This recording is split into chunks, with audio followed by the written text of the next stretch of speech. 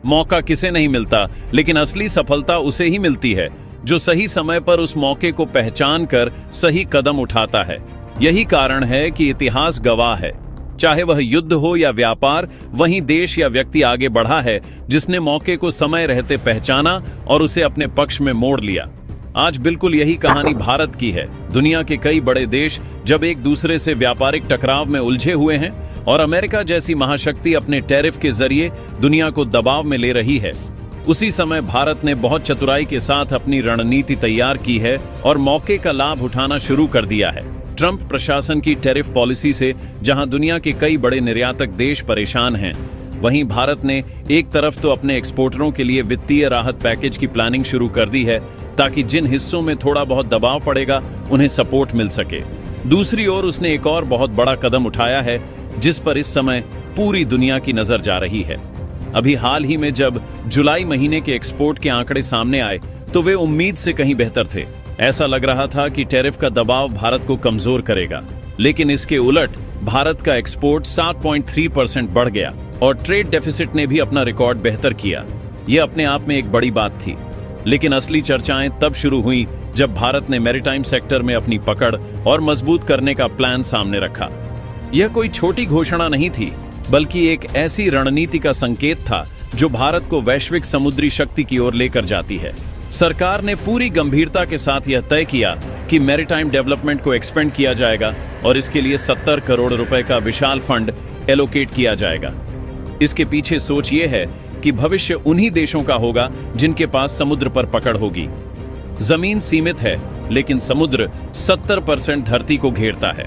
ऐसे में जो देश समुद्री मार्गों पर पकड़ बना लेगा, वही आने वाले वर्षों में व्यापार के मामले में श्रेष्ठता हासिल करेगा। भारत के पास लगभग 1700 किमी लंबी समुद्री तट रेखा है।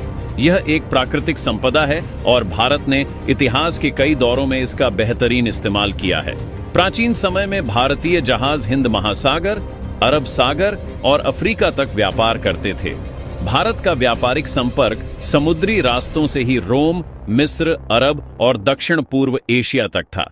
लेकिन आधुनिक काल में, खासतौर पर पिछले कुछ दशकों में, भारत ने शिप बिल्डिंग सेक्टर को उतनी प्राथमिकता नहीं दी जितनी चीन, कोरिया और जापान जैसे देशों ने दी थी।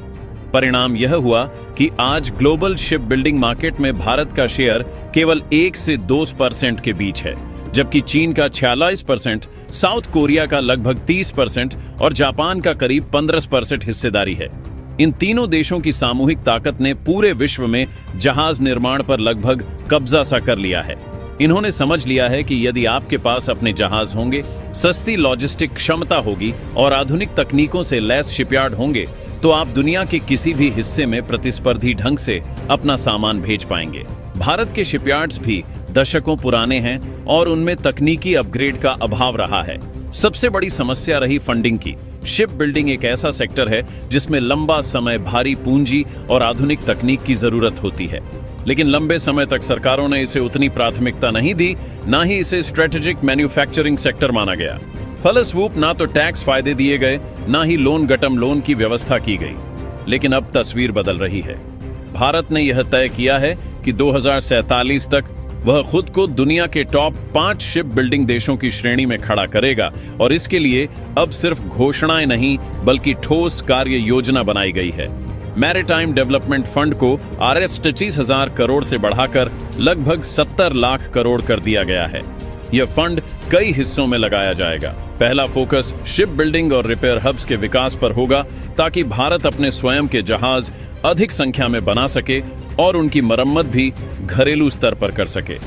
दूसरा फोकस पोर्ट इंफ्रास्ट्रक्चर को आधुनिक और विश्व स्तरीय बनाने पर है ताकि जहाजों का संचालन आसानी से हो सके। तीसरा महत्वपूर्ण फोकस शिपिंग टोनेज बढ़ाने, यानी देश के पास मौजूद अपने जहाजों की कुल संख्या को बढ़ाने पर है। जब आपके पास अधिक जहाज होंगे तो आप वैश्विक व्यापार में अपनी हिस्सेदारी बढ़ा पाएंगे।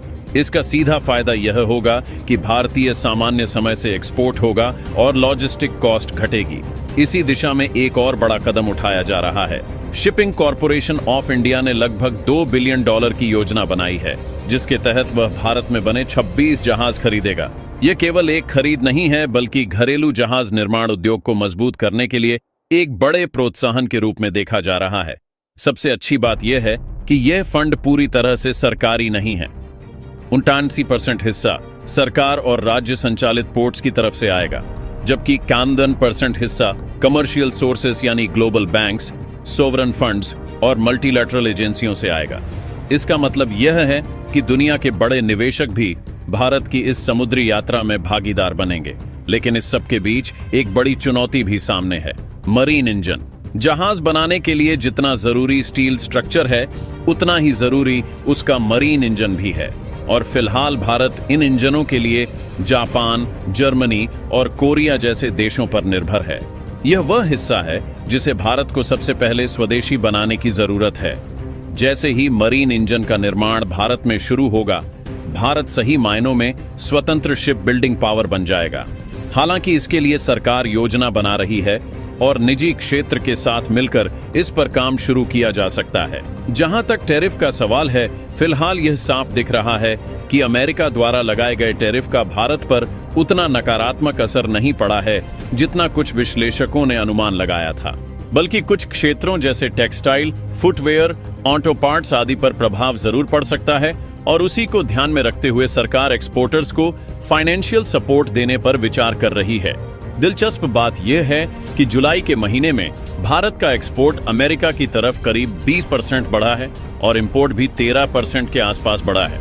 इसका अर्थ यही है कि अमेरिका चाहे कुछ भी कह ले, उसे भारतीय सामान की आवश्यकता है और इंटरनेशनल ट्रेंड्स यही कह रहे हैं कि अंततः अमेरिका को अपने टैरिफ स्टैंड को बदलना पड़ेगा। इन सब घटनाओं का अर्थ यह है कि भारत केवल वर्तमान में ट्रंप टैरिफ की स्थिति को संभालने की कोशिश नहीं कर रहा, बल्कि बहुत दूर की सोच कर कदम उठा रहा है। भारत को यह स्पष्ट दिख रहा है कि आने वाले वर्षों में समुद्री शक्ति आर्थिक और भू राजनीतिक दोनों दृष्टियों से निर्णायक होगी। इसलिए भारत अभी से अपनी पोजीशनिंग कर रहा है। अगर 2047 के लक्ष्य को देखें तो भारत के पास लगभग 2324 साल हैं। इस दौरान यदि भारत लगातार निवेश, तकनीकी अपग्रेड और ग्लोबल सहयोग के साथ आगे बढ़ता है, तो यह बिल्कुल संभव है कि 2047 तक भारत दुनिया के टॉप 5 शिप बिल्डिंग देशों की सूची में आ जाए।